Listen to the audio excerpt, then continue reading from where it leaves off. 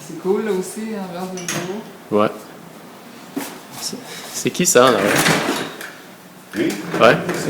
C'est le président du Festival de musique émergente. Ah ouais? Il était citoyen du mois, puis je l'ai volé dans leur bureau, puis je l'ai mis en haut du nez. Puis là, ça fait 2 ans qu'il est là. Il dit, man, quand il est venu, il a dit, qu'est-ce que ça fait là, ça? Puis on l'a jamais enlevé.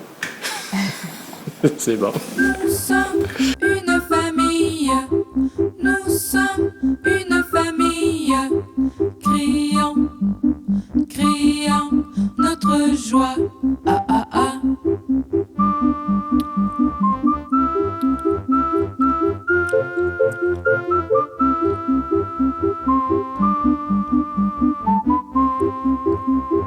Nous sommes une famille, nous sommes une famille, crions, crions notre joie. Ah ah ah. Fécas, c'est un centre d'artistes en art visuel qui est dédié à la diffusion et à la production en art visuel de jeunes artistes, de la relève. Depuis quelques années, on a beaucoup réussi à varier le public, un peu par contre. On a CA, on a 7 membres du CA qui sont des gens qui sont impliqués, qui sont des artistes en art visuel.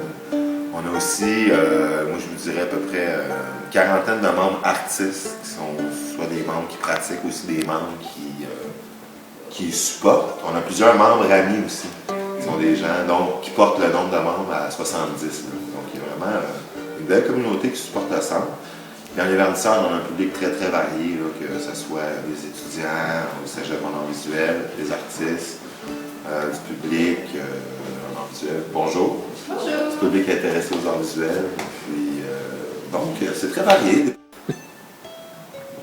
On a fait l'acquisition d'un immeuble, donc c'est pour ça qu'on fait aussi de la location, donc on est un organisme. On a aussi d'économie sociale, donc on crée des revenus.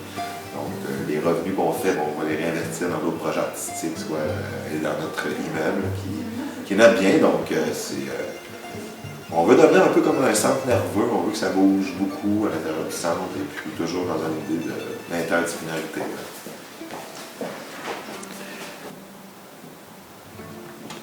Bien, dans le cas du Peinture-Roton, le premier événement que tu as nommé, c'est vraiment nos membres. Je pense que c'est la force des membres aussi.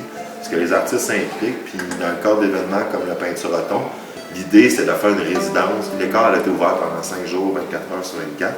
Donc il y a des artistes en permanence qui travaillaient dans la galerie, puis c'était ouvert au public. Puis à la fin, on finissait ça avec un encan silencieux. Donc on avait bien publicisé la chose, puis les artistes donnaient 100% de la recette de l'œuvre qui était vendue ensuite au public. Donc ça a vraiment été un succès, c'est vraiment grâce aux membres, puis grâce aussi à des gens qui supportent la cause, si on veut, du milieu, là, aussi. Mais la recette, c'est vraiment d'être, si on veut, de réussir à bien présenter le centre d'artistes, puis à bien présenter la mission aux gens qui sont susceptibles de faire des dons. C'est toujours ça le défi qui est à relever. Puis justement de soulever l'importance d'un centre comme ça, comment ça peut être dans une communauté, que ce soit pour les artistes ou pour le public ou pour le développement de la relève, si on veut. Puis c'est d'avoir aussi une équipe dynamique, c'est sûr, là, un comité de finances. Ça prend un comité qui travaille à année longue là-dessus pour réussir à ramasser les sommes. Comme là, le 25 000 qu'on est allé chercher dans le cadre du placement culture, on a eu des partenaires aussi importants. C'est pas juste des 200$ puis des 20$. On est allé chercher, on est à la Caisse populaire, on a un gros don de 10 000$. Puis dans le contexte d'achat de l'immeuble, ben là, c'était très très favorable d'avoir un don comme ça. Parce qu'ils sont partenaires dans le projet, si on veut.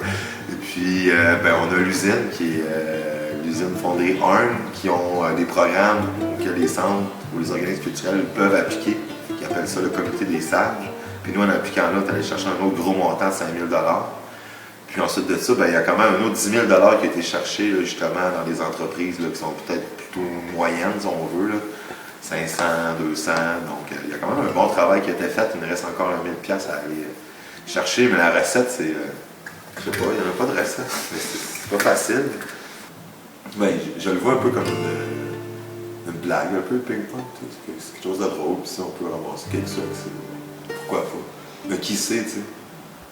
C'est Geneviève qui s'en occupe. Là, elle avait mal à la tête, là, elle allait se reposer un peu. Elle va faire le DJ des cassettes. Elle va inciter le monde à boire, à payer pour jouer. Peut-être pour ramasser un peu d'argent. Plus que 20$, ça sera un grand succès.